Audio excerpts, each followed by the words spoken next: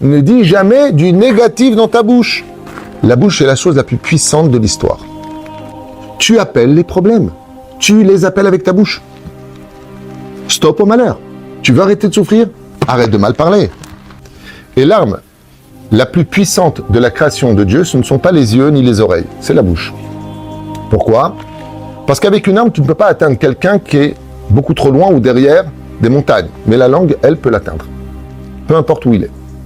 Notre bouche est un couloir vital, mais il est aussi mortel que vital. Tout le monde connaît ce verset-là. La vie et la mort sont dépendantes de ta langue. Trop parler, c'est provoquer sa mort plus vite.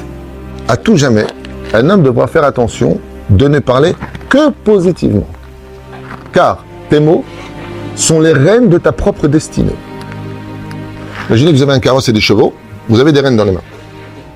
Qu'est-ce qui tient les rênes où vont emmener les chevaux? Ta bouche. Ta bouche.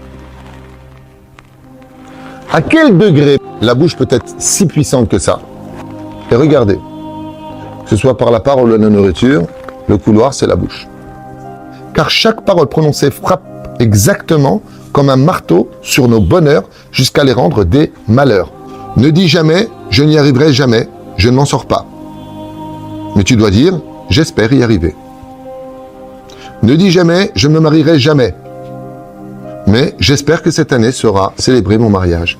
Si un ange passe à ce moment-là et qui dit « Amen », même si dans la destinée divine tu ne pouvais pas te marier, tu te marieras.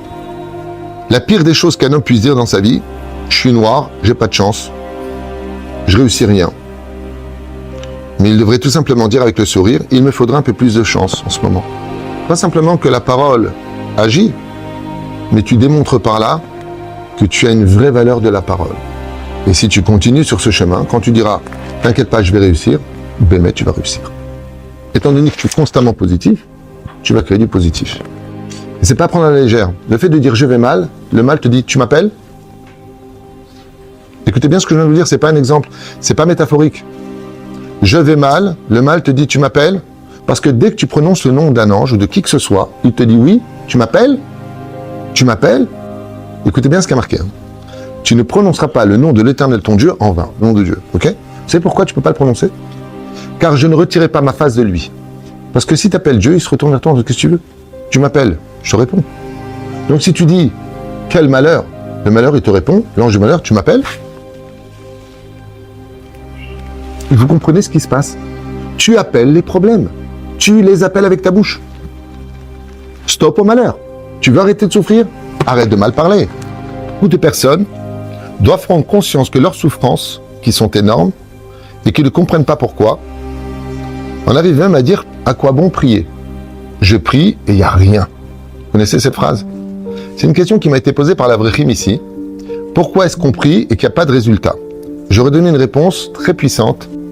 Le problème qu'il y a, c'est que quand on prie et qu'on veut que notre prière soit reçue, il n'y a pas de problème. L'ange de la parole, il ouvre la porte de ta demande. Elle arrive vers Dieu. Le problème, c'est que quand il ouvre, il y a aussi toutes les paroles que tu as dit avant qui viennent avec la prière. Ce qui fait que si Dieu il écoute ta prière, le problème c'est qu'il sera aussi obligé d'écouter tout le mal que tu as souhaité dans une dispute. Le résultat c'est que si il adhère à ta prière, il accepte ta prière, il est obligé d'accepter aussi un total, une coordination des mots que tu as sortis. Donc étant donné que tu as beaucoup de mauvaises paroles derrière, le Créateur du monde il dit n'ouvre pas pour l'instant le robinet. Mais pourquoi tes prières ne sont pas reçues? Parce que si Dieu recevait tes prières, ben, il recevrait aussi tout le mal que tu as dit et donc tu perdrais beaucoup plus dans ta demande que ce que tu gagnerais dans ta prière. Ce que les gens oublient, c'est que toutes ces disputes, insultes, malédictions, colère, humiliation, à dire je regrette mon mariage, je te souhaite tout le mal, je te jure que plus jamais je te promets tous ces malheurs.